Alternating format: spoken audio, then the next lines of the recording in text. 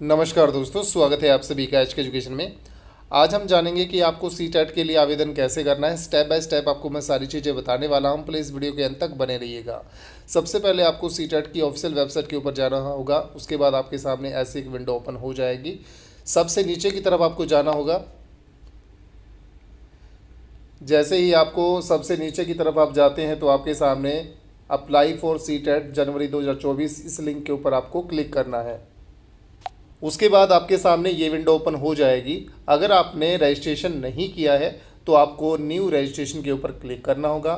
अगर आपने रजिस्ट्रेशन कर लिया है तो आपको अपना एप्लीकेशन नंबर, आपको यहाँ अपना पासवर्ड, ये जो कैप्चा आपको दिखाई दे रहा है ये कैप्चा आपको यहाँ डाल के साइन इन करना होगा। चलिए हम न्यू रजिस्ट्रेशन कर लेते हैं।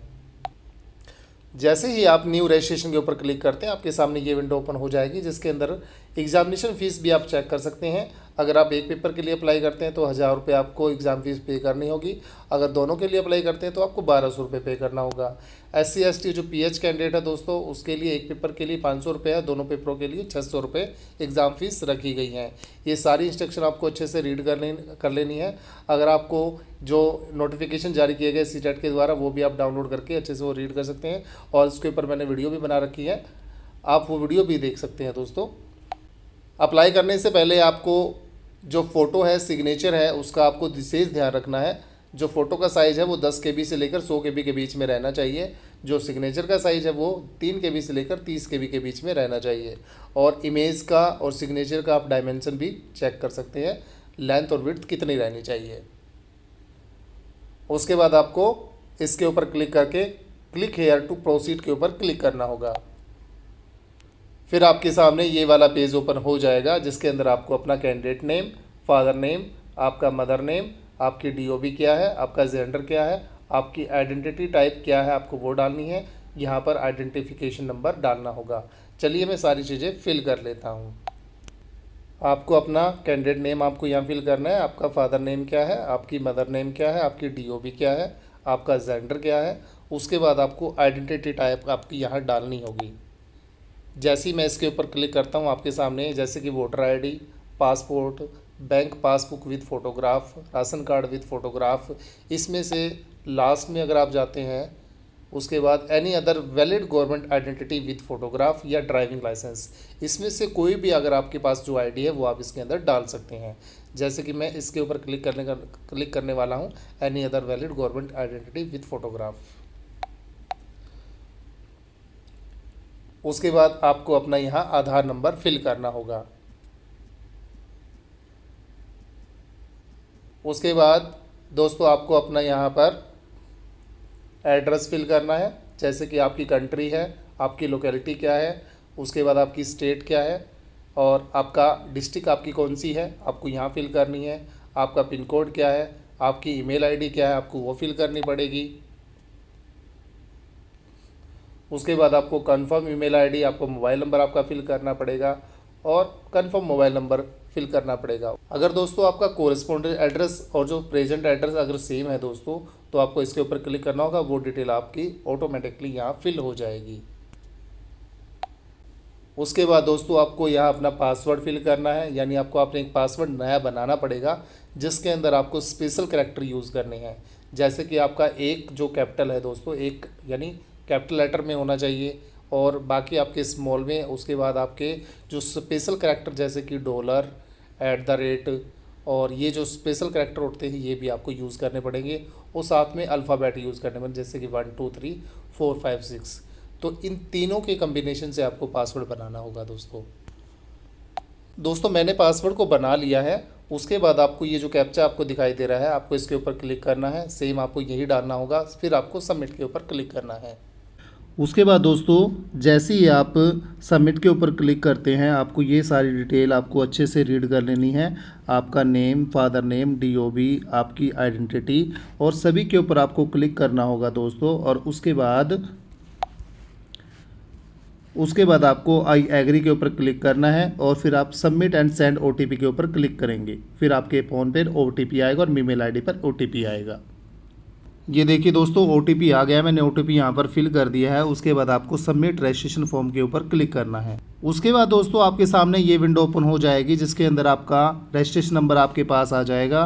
फिर आपको कंप्लीट एप्लीकेशन फॉर्म के ऊपर क्लिक करना है।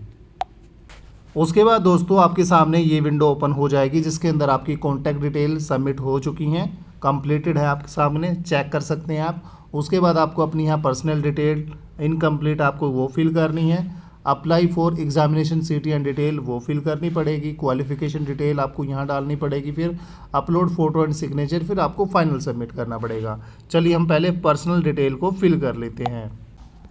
पर्सनल डिटेल के अंदर सबसे पहले आपको नेशनलिटी आपकी डालनी होगी, इंडियन, जैसे हम कल क्लिक कर लेते हैं। उसके बाद आपकी कैटेगरी कौन सी है दोस्तों, आप जनरल से आवेदन कर रहे हैं, एससी से, एसटी से, या ओबीसी एनसीएल कैटेगरी से, किस कैटेगरी से आप आवेदन करने हैं आपको उस कैटेगरी को आपको डालना होगा। उसके बाद दोस्तों are you a person with benchmark disability, अगर आप पीएच कैंडिडेट है तो आपको यहाँ पर दोस्तों यस करना पड़ेगा। अगर आप पीएच कैंडिडेट नहीं है तो आपको नो करना पड़ेगा। उसके बाद दोस्तों आपको एम्प्लॉयमेंट स्टेटस यहाँ पे अपना डालना होगा, जिसके अंदर मैं आपको दिखा देता हूँ।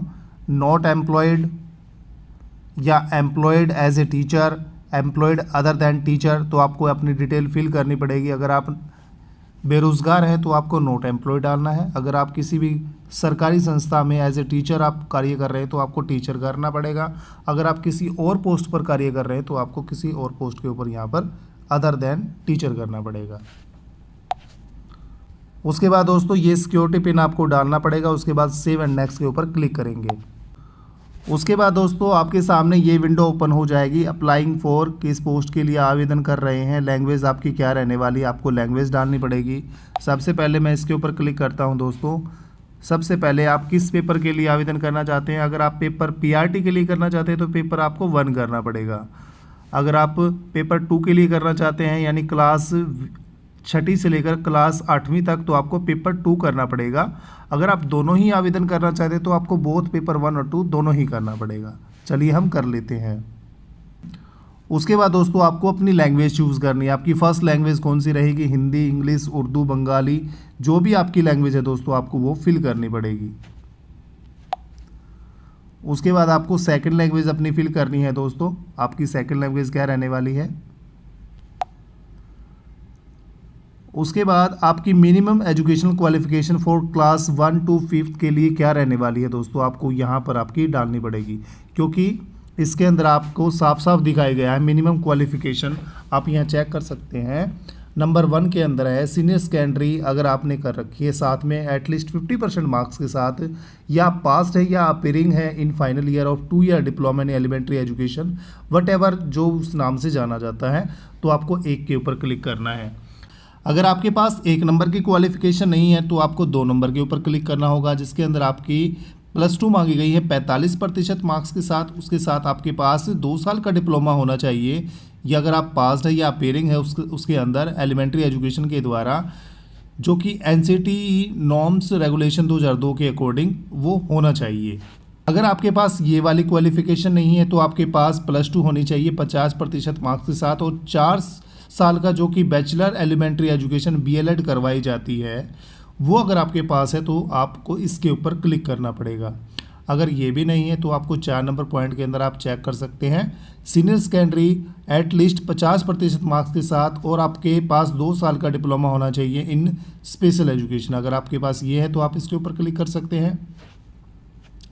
उसके बाद दोस्तों 5 नंबर पॉइंट के अंदर आप चेक कर सकते हैं ग्रेजुएशन विद एटलीस्ट 50% मार्क्स, यानी आपके पास ग्रेजुएशन होनी चाहिए 50% मार्क्स के साथ। उसके बाद आपके पास या फाइनल ईयर में होनी चाहिए, और B.Ed होनी चाहिए आपके पास। अगर B.Ed है तो आप इसके लिए एलिजिबल हैं। आप इसके 5 नंबर पॉइंट के ऊपर आपको क्लिक करना पड़ेगा, और इसके अंदर साफ साफ है कि आपको एक 6 मंथ का ब्रिज कोर्स करना पड़ेगा इन एलिमेंट्री एजुकेशन के द्वारा। अगर आपके पास ये भी क्वालिफिकेशन नहीं है तो आपको 6ठे नंबर पर क्लिक करना पड़ेगा पोस्ट ग्रेजुएशन, यानी आपके पास पोस्ट ग्रेजुएशन होनी चाहिए मिनिमम 55% मार्क्स के साथ, और इसके इक्विवेलेंट ग्रेड एंड पास्ड और appearing in final year of the 3 year integrated B.Ed M.Ed course जो कि करवाया जाता है पोस्ट ग्रेजुएशन के बाद, वो आपके पास होना चाहिए। तो आपको 6ठे नंबर पे क्लिक करना पड़ेगा।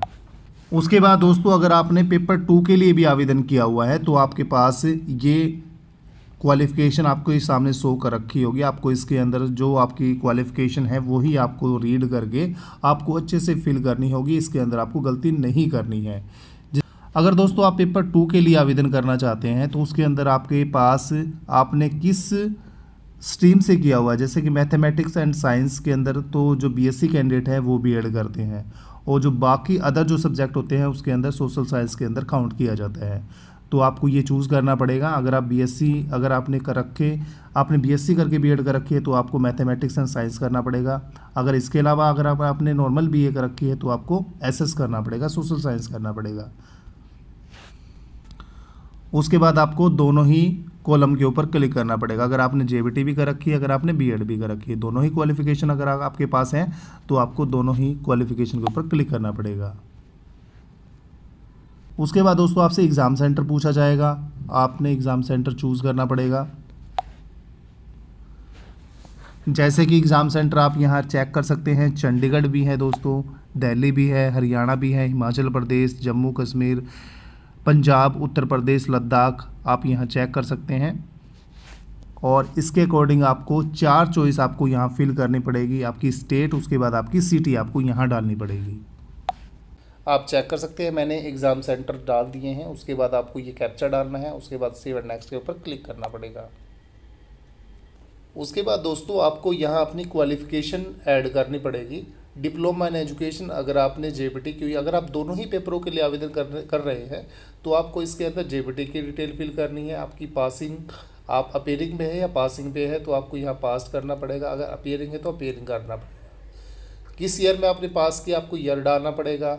आपकी कोर्स टीम अपने आप ही ये ऑटोमेटिकली उठा लेगा, एजुकेशन, एलिमेंट्री एजुकेशन। उसके बाद आपका बोर्ड यूनिवर्सिटी नेम आपको अच्छे से चेक करके यहाँ फिल करना पड़ेगा। आपका रिजल्ट मोड सीजीपीए है तो आपको ग्रेड डालनी पड़ेगी, परसेंटेज है तो आपको टोटल मार्क्स, ऑप्टेड मार्क्स आपको सारे डालने पड़ेंगे।